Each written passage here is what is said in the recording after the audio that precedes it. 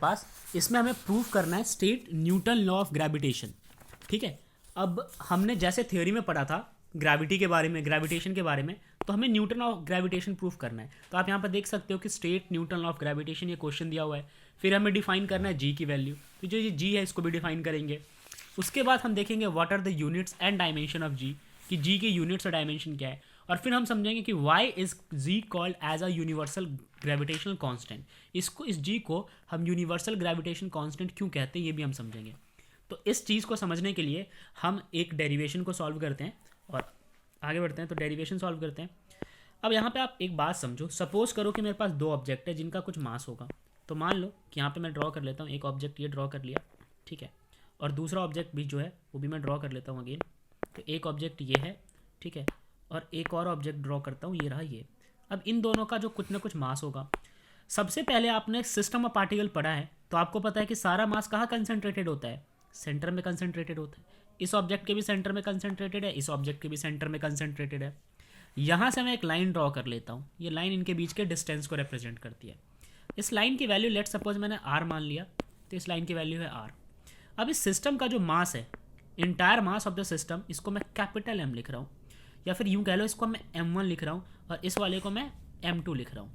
Now आपने यहाँ पे ऑब्जर्व करा है कि दो मासेज ऑब्जेक्ट, यानी कि ये ऑब्जेक्ट और ये वाला ऑब्जेक्ट एक दूसरे पे फोर्स लगाएंगे और इसी फोर्स को हम कहते हैं ग्रेविटेशनल फोर्स। तो इसी के ऊपर लॉ बेस्ड है। अब मान लो कि ये जो है इस पर फोर्स लगा रहा है F A applied by A acting on B, यानी कि ये ऑब्जेक्ट क्या है, ए है। इसका नाम मैं ए दे देता हूँ और इसका नाम मैं बी दे देता हूँ। इधर से जो फोर्स लगेगा वो लगेगा एफ बी ए। ये हमारे पास फोर्सेज हो गए, F applied by B acting on A. क्योंकि जो भी ए और बी की इस वाले की वैल्यू होगी दोनों आपस में बराबर होगी न्यूटन के थर्ड लॉ के अकॉर्डिंग। सवाल ये है कि ये है कितना, इसकी वैल्यू कितनी है, तो ये हमें सॉल्व करना है। तो चलो इसकी वैल्यू हम सॉल्व करते हैं। हम एक नया स्लाइड ले लेते हैं। तो अब यहाँ पे देखो, सबसे पहले जब सॉल्व करेंगे तो जो फोर्स होता है वो होता है डायरेक्टली प्रोपोर्शनल मासेस के। तो m1 के डायरेक्टली प्रोपोर्शनल होगा, फिर मास m2 के डायरेक्टली प्रोपोर्शनल होगा, ठीक है, और फिर जो डिस्टेंस था उस डिस्टेंस के स्क्वायर के डायरेक्टली प्रोपोर्शनल है। बहुत बड़ा क्वेश्चन बनता है कि स्क्वायर के ही क्यों है। तो आप यहाँ पे ऑब्जर्व करोगे इस वाले स्लाइड में वापस कि जो यहाँ से यहाँ तक डिस्टेंस है ये है r, और वापस यहाँ से यहाँ तक जब डिस्टेंस आता है ये भी होता है r। तो r एक तरफ का दूसरी तरफ का भी r, तो टोटल डिस्टेंस हो गया यहाँ पे r स्क्वायर। ये चीज़ आपको समझ आ गई, इसी के लिए डिस्टेंस हमने यहाँ पे r स्क्वायर लिया है। अब जब आप इसको क्लब कर दोगे इस तीनों को, तो एक ही जगह पर जब आप इसको क्लब करोगे तो ये आ जाएगा directly proportional to m1 m2 divided by r square.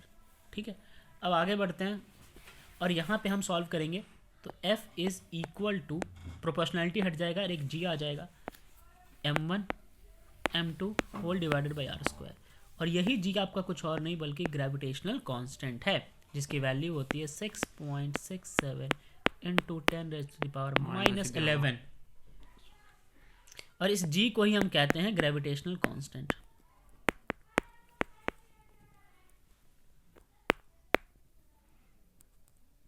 Fine. अब देखो सबसे बड़ी बात यह है कि इसकी आगे यूनिट क्या लगा है। यहाँ पे मैंने वैकेंट स्पेस छोड़ा है, तो जो यूनिट है वो भी हमें ड्राइव करना पड़ेगा। तो आप एक और स्लाइड पे आ जाओ। जो आपका फोर्स का फॉर्मूला निकल के आया था वो निकल के आया था F is equal to m1 m2 divided by r square multiply by g। ठीक है, इस g को निकालना है, सारी वैल्यूज को उधर भेज दो। तो f multiply by r square divided by m1 m2 is equal to g। g की वैल्यू किस हिसाब से रह जाएगी। अब सपोज करो कि आपको g जब कैलकुलेट करना है तो फोर्स को हम न्यूटन में कैलकुलेट करते हैं, डिस्टेंस को मीटर स्क्वायर में, मास को केजी, तो यहाँ पे केजी का स्क्वायर हो गया। तो इस तरीके से आपके पास जो जी की वैल्यू है वो आ गई Newton metre square KG square की पावर -2। ये सॉल्व हो गया। फाइन, तो ये सारी वैल्यूज़ थी। अभी डायमेंशंस क्या होता है, यूनिट्स डायमेंशन फॉर्मूला क्या होता है, तो इसका होता है m-1 l की पावर 3 और t की पावर -2। ये हमने सॉल्व कर लिया। परफेक्ट। तो ये था आपका क्वेश्चन नंबर 5। ठीक है, चलो।